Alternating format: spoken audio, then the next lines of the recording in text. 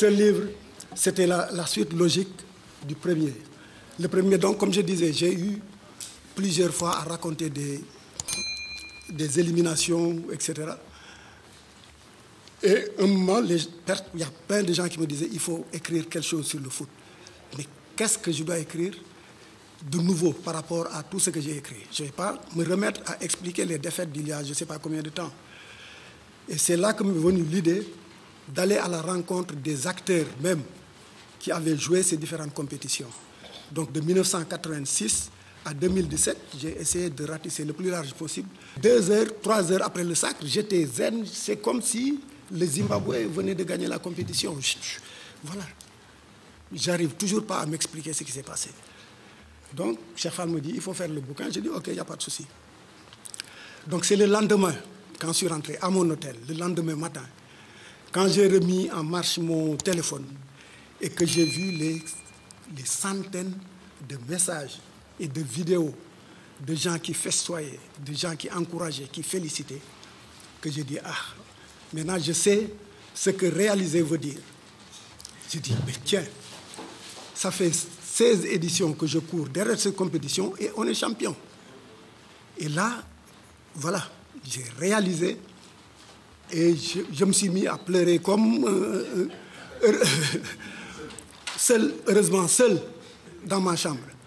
Parce que, non, j'ai pleuré toutes les larmes de mon corps, vraiment, parce que c'était, c'est quand même extraordinaire, ce truc-là qui arrive.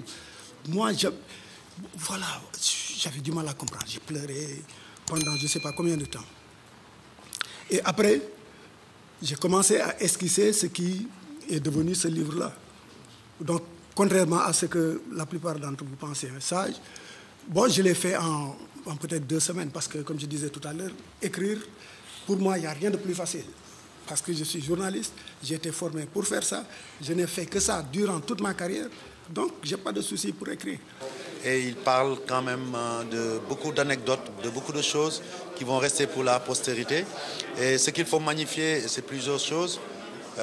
Cet esprit de suite que le journaliste Khalifa Babacar Ndiaye a eu, parce que quelques mois avant cette CAN, il avait sorti un premier livre où il parlait, après avoir été pendant 16 CAN présent donc, partout en Afrique, il disait pourquoi, il se posait la question de savoir pourquoi le Sénégal n'a jamais pu être sacré, malgré ses atouts, ses joueurs de qualité, son statut d'éternel favori.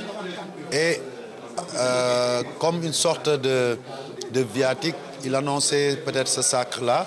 Et après ce sacre, que 2 mois après, il puisse nous gratifier d'un excellent livre souvenir qui retrace non seulement cette compétition, ses moments forts, ses anecdotes comme j'ai dit, mais aussi qui nous dit, qui nous parle un peu comment on dit, hein, du making-up, c'est-à-dire comment on est arrivé à cela, pour arriver à la conclusion que, quelque part, le Sénégal était arrivé au moment où il fallait qu'on soit consacré. Et tout ça montre la qualité du journaliste, la qualité de l'homme, mais aussi sa volonté de témoigner pour les générations futures de ce qui s'est réalisé. Et je pense que cette œuvre-là, au premier chef, est réalisée pour tous les footballeurs. Quand je parle des footballeurs, c'est bien entendu les joueurs eux-mêmes, les encadreurs, les dirigeants, mais aussi tout le peuple sénégalais.